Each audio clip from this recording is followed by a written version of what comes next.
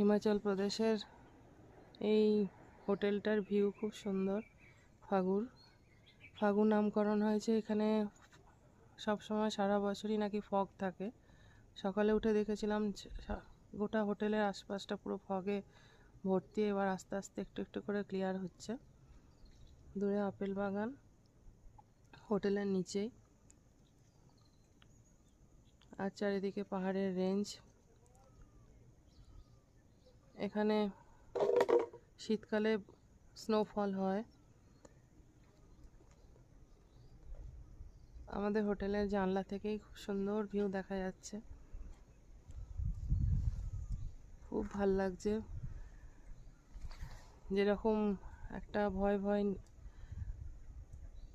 মনোভাব নিয়ে এসেছিলাম আমরা, যে কি হবে, পৌঁছতে পারবো কি পারবো না, কতটা দেখতে পাবো। তো প্রথম দর্শনটা আমাদের ভালোই হলো। দেখি এর পরবর্তী জায়গাগুলোতে কি অভিজ্ঞতা দেয়।